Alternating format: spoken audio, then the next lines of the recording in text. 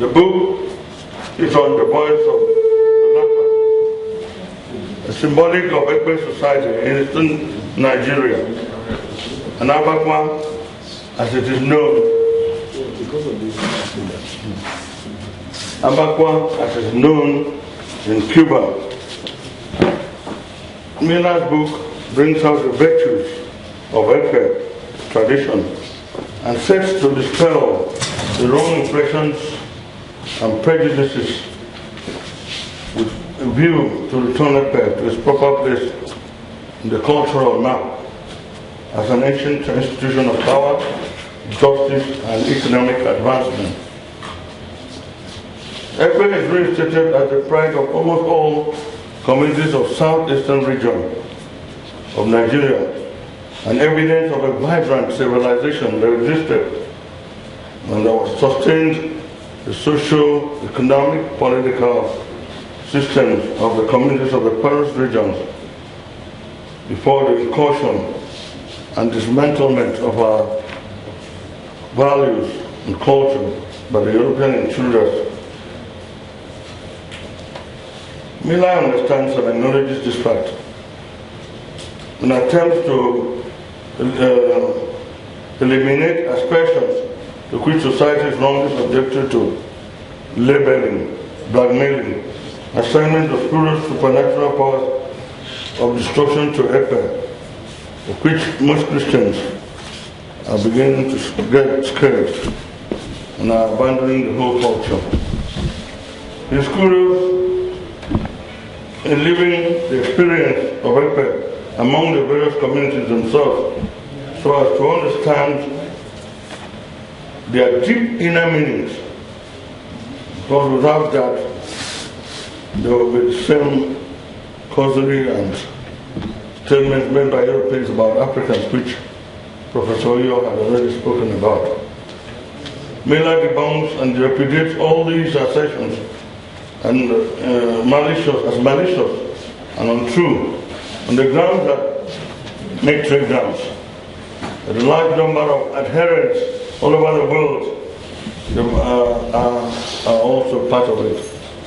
There are also the values of his teachings, which belong or bring man into conscious contact with his sight. And finally, its utility in organizing society. Many misinformed Europeans, as in the past, are bamboozled by the fact of its artistry, symbolism, and mystic voice, and as such, they deny the black African origin of Ekpe. Miller's voice of the leopard is consistent, its insistence, on digging into its roots within the cross current of cultural exchanges to authenticate its African roots. It exposes the imperative values of inside Ekpe that are universally cognizable among its members, distinguishing them from non-initiates with a view to relate its more esoteric nature to the values of discretion, mutual respectability, and cautionary measures of undue exposure. This is what he tries to show relates to the fact that our secret aspects, or more we call them the historic aspects of Ekpe, are what is dreaded by people, believing that there are some demonic influences relating to their operations. The voice of the leopard attempts to illuminate comparative themes between the culture of Abakwa in the Americas and Ekpe in Nigeria, Cameroon, Equatorial Guinea, hoping to bring greater understanding and appreciation of the spread of the ancient tradition which has been used by mankind as an organ of community justice. The second aspect of Miller's book is a concern for the linkage of Ekpe traditions in Nigeria with its progeny and counterpalpation of Abakwa in Cuba. Miller makes no qualms about his anticipation of an interconnectivity between the two cultures, which ab initio are derived from the same source and roots in southeastern region of Nigeria, from where Ekpe was transported to Cuba. The communities of the new Cross River State and other forest communities of the region, which colonialists had designated because before then you had, we call them the forest regions. There was nothing like Cameroon, there was nothing like Nigeria. There were the forest regions. It was only the colonialists who demarcated the two of them and as separate entities of Nigeria and the Cameroons. This area they identified as being the homeland of Epe. The next other thing that we want to go straight to, and not to waste our time, is to go into the different chapterization and discuss whatever has been said in each aspect of the chapters. Perhaps that will give a clarity of what the whole book, The Voice of the Leopard, is all about. It is organized in 8 sections concerning the arrival, reinstallation of Abakwam, tradition, the introduction of Abakwam, the community rights, and the Cuban cultural aspect, and how it affected the Cuban cultural aspects. That is in the first section of the book. The highlight of it is the fact that in the 16th and 17th centuries, the era of transatlantic trade and commerce from their ports of embarkment, because the Cape Coast and the Slave Coast, Bonny, Lagos, Benin, and Calabar, and other African ports to the Americas, and in the instance, the arrival in Cuba. That was what I was talking about, a transit arrival, trying to give up how they left the ports of embarkation here from African coast to the Americas.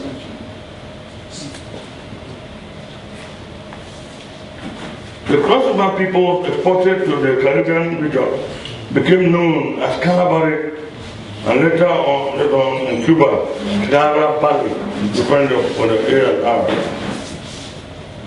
leading further to a regrouping into subgroups which became known as the Congo.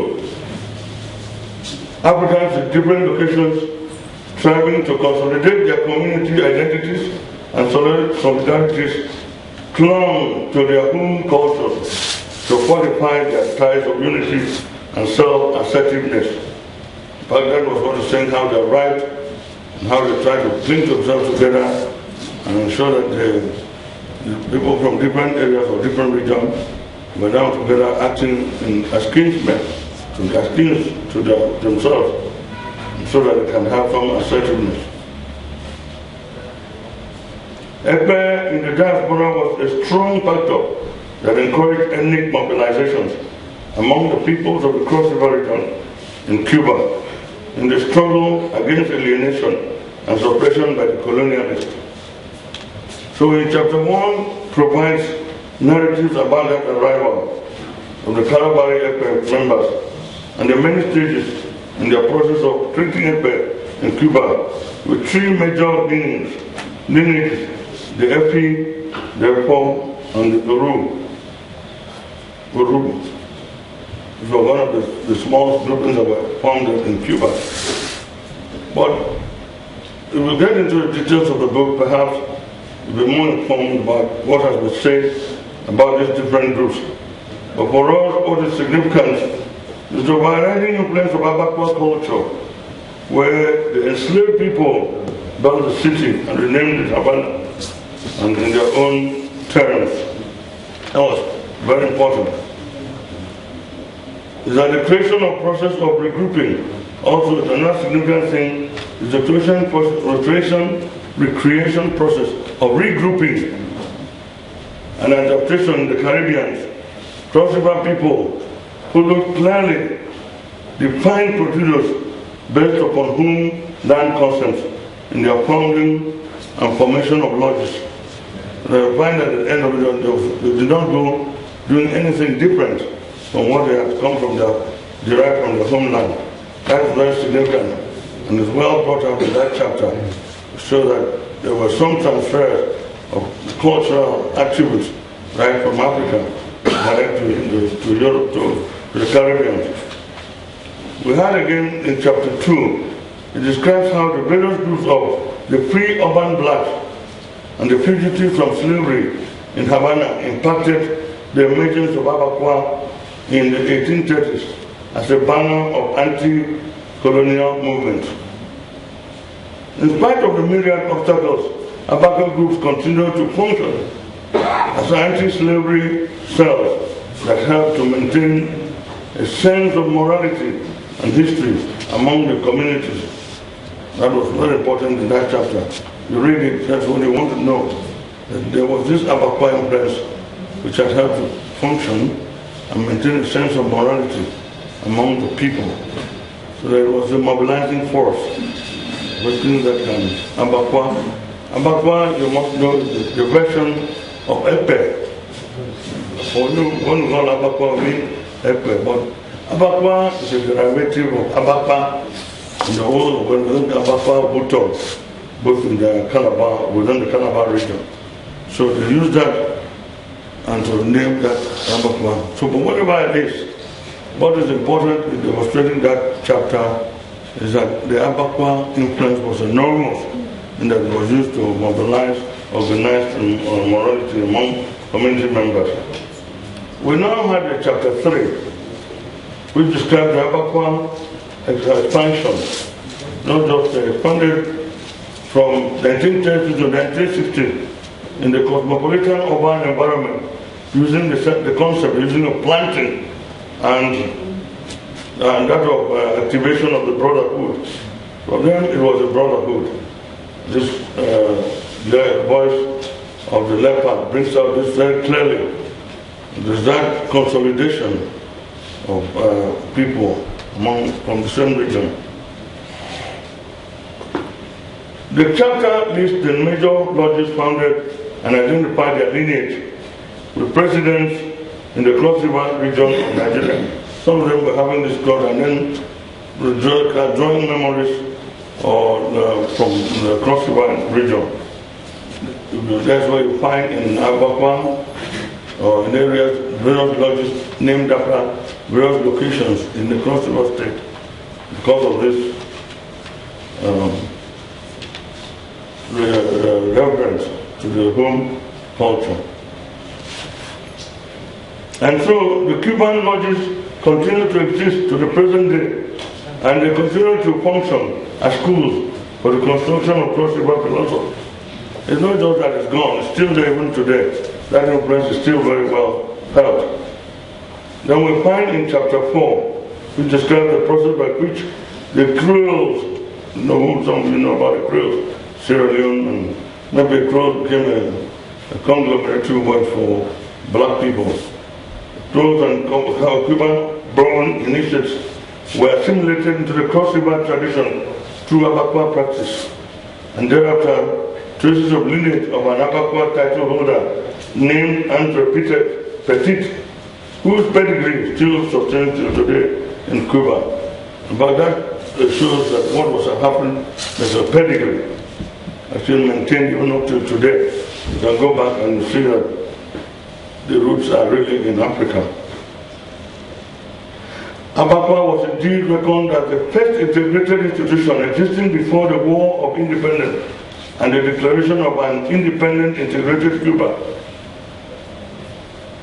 and noted to have extreme influence in other parts of the Americas, not just there in Cuba, but in all other parts of Africa, where it assimilated Creoles of all heritages into the Canabari ethnic identity.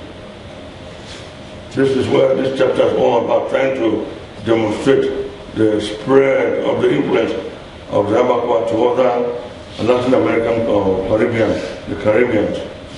Then we have, it describes how the Abacoa, that's chapter 5, describes how the Abacoa was made illegal in 1875 with its members dispersed to Spanish penal colonies in the North and West Africa, leading to the creation of Abacoa lodges in exile. That was what, and then that chapter is all about, talking about the spread of Abacoa to other areas where some of the people were exiled.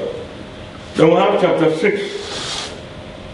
Chapter 6 also reviews 2 decades of colonial rule an attempt by the police to destroy Abakwa by confiscating their sacred objects. Yet the Abakwa influence continued to prevail, penetrating into Cuban music, theater, social and ritual history, using Abakwa language, rhythms, and distinctive sounds in commercial recordings. In all essence, Abakwa was used as a symbol of Cubanness. So therefore, you can understand to see the age of an institution which perhaps is dying here, but in other places it made a significant impact on the people, the life, and the pride of the people. And then we go to chapter 7, which sets out to demonstrate the evidence of the Kalabari presence in the formation of rumba music, the use of trap sticks and rumba, and the music recordings with Abakwa cultural background. This indeed are quite illuminating vistas of the strength of a culture, its influence on a nation, and the expression of a living civilization that derives its roots from Ekpe of African communities. This propels the reassessment of Ekpe values in a global perspective as a means of fostering international cooperation and peaceful coexistence through revitalizing the philosophies and practices of Ekpe and its counterpart, Abakwa. Miller, as a son, did a good job in enforcing the Bakwa culture, but there's more to be done in establishing the thread of relationship that exists between the Africa and the diaspora. What I want to say is that this book in itself is something that has provided, like Professor Yas said, a big challenge to our people. The problem is that because of the fear that we are having about what Ekpe has become and what has not become, because of the intrusion of the concept in Christianity, people are beginning to run away from Ekpe, yet it's dying away when it's not that. Miller believes that there is a need to create an integration between us and the diaspora, and Cuba and the Caribbeans. The book needs a little bit more in terms of trying to create some linkage between what has happened here, is happening in Abakwa, because the concentration in that book is more Abakwa. Yes, it's a starting point. As I said, it's a starting point. But there's more to be done in terms of research. And that research cannot be done with the interest of institutions in Africa and also the interest of well-meaning Nigerians who are willing to contribute to support the research effort. There is much also, not just for Abakwa, we look at Ekpe, we look at other traditions like in Yoruba land, where they have used such institutions to reassess themselves and launch themselves internationally while we are on our own part decaying and being lost. So it is a call on all of you, and that's why we are all here, to ask you to do as much as you can to support Professor Ivo Miller in this event. I would not like to comment much. I have the paper here to discuss, but that is not the essence of what I wanted. I wanted to know the details of the chapters, so that when you're reading the book, you can be clear and read the trends from the entry of the people, from when they were taken away from Africa, so where and how they were able to make an impact in another country, and how that impact, they were able to use the same impact to mobilize themselves. They were able to use the same impact to resist European suppression. They were able to take an impact which impact the culture, spread to other places, and they had an influence. And they became, in fact, a kind of a significant factor in the nation, the Cuban nation. Without Abakwa, we could not have. They are recognized, as I want to say. So I believe that with what this I have said, and what Professor William had also told you about it, the challenges are very many. And these challenges for a researcher who comes to Nigeria or comes to an African country. At the end of it all, the people themselves are thrown with disbelief. Some of them are haunted by the new, what you call it, desire for money and material things to the neglect of immaterial things. And some cannot even cooperate with the research. This can make research very difficult. So the researcher should be supported. Thank you very much.